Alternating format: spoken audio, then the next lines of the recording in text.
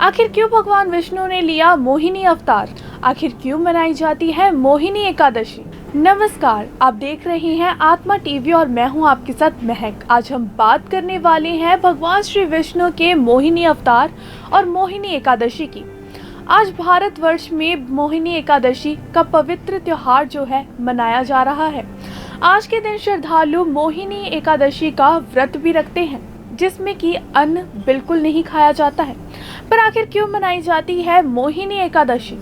इसकी बहुत ही पौराणिक और पारंपरिक कहानी है समुद्र मंथन को लेकर, जिसमें कि समुद्र मंथन के दौरान ऐरावत मां लक्ष्मी के साथ साथ अमृत कलश भी बाहर आया था, जिसमें कि देवताओं और असुरों की लड़ाई हो जाती है।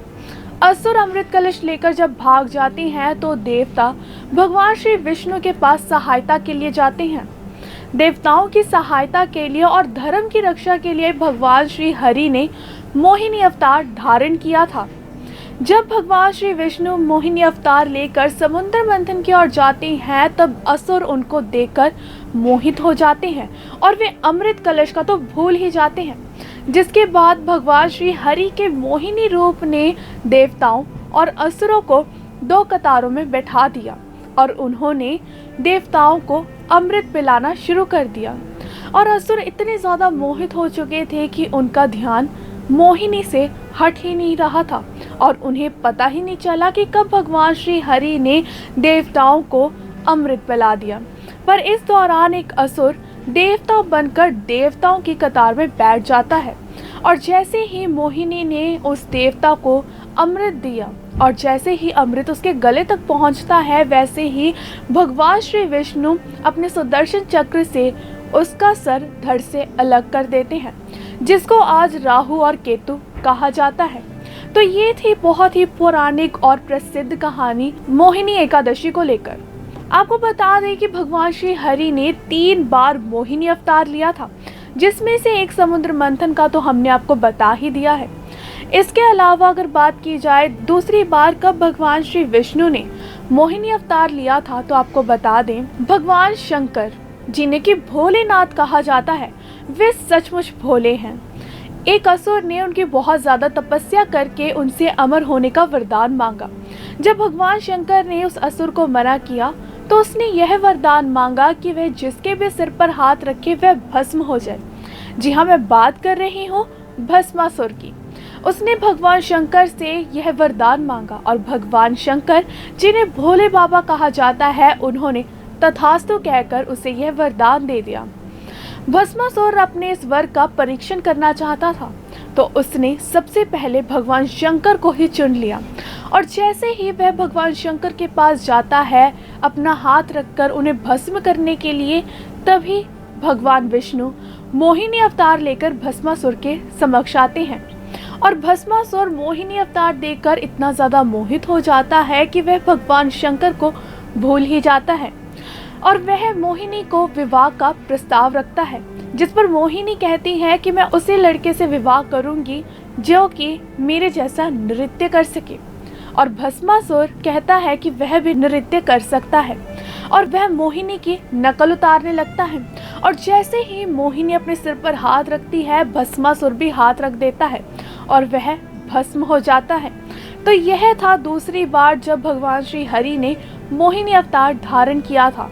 अब अगर बात की जाए आखिरी बार भगवान विष्णु ने मोहिनी अवतार कब धारण किया था, तो आपको बता दें जब भगवान विष्णु का कृष्ण अवतार धरती पर आया था।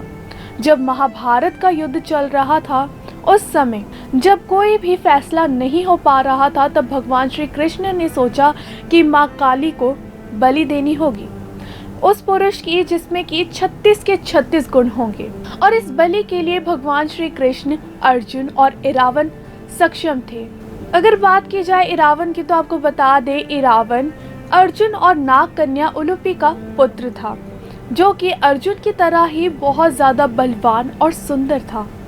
उसने अपने पिता के लिए बलि देने के लिए हामी भर दी, किंतु उनकी एक आखिरी इच्छा थी कि वह मरने से पहले विवाह करना चाहते हैं। पर कोई भी लड़की उनसे विवाह करने को राजी नहीं थी, क्योंकि अगले दिन उनकी मृत्यु होने वाली थी, उनकी बलि चढ़ाई जानी थी। इसलिए कोई भी कन्या उनसे विवाह नहीं करना चाहती थी। इरावन की आखिरी इच्छा पूरी करने के लिए भगवान श्री विष्णु ने मोहिनी अवतार धारण करके इरावन से विवाह किया और एक पत्नी के भांति आंसुओं के साथ उनकी विदाई की। तो यह थे भगवान श्री हरि के 3 बार मोहिनी अवतार की कहानी। आज के दिन मोहिनी एकादशी के दिन भगवान विष्णु की पूजा की जाती है और व्रत भी रखा जाता है। इस व्रत में अन्न ग्रहण नहीं किया जाता। यदि आप भी आज के दिन भगवान श्री विष्णु को खुश करना चाहते हैं तो अपनी पूजा में पीले फूल और पीले चंदन का इस्तेमाल ज़रूर करें। आज के दिन पीपल के पेड़ की परिक्रमा कर जल चढ़ाना भी बहुत ज़्यादा शुभ माना जाता है। इसके अलावा आज के दिन कच्चे अन्न का दान करना, कच्चे चावल या फिर कच्चे चने, कोई भी कच्चा अन्न यदि आप दान करते हैं तो वह भी बहुत ज़्यादा शुभ माना जाता है। इसके अलावा शाम को तुलसी पर दीपक जलाना भी बहुत ज़्यादा शुभ माना जाता है। यदि आपका मन अशांत है, यदि आप बहुत ज़्यादा विचलित रहते हैं तो 108 बार ओम नमः भगवते वासुदेवाय मंत्र जाप अवश्य करें। आपके मन को शांति और सुकून मिलेगा। यह थी भगवान श्री विष्णु के मोहिनी अवतार की कहानियाँ।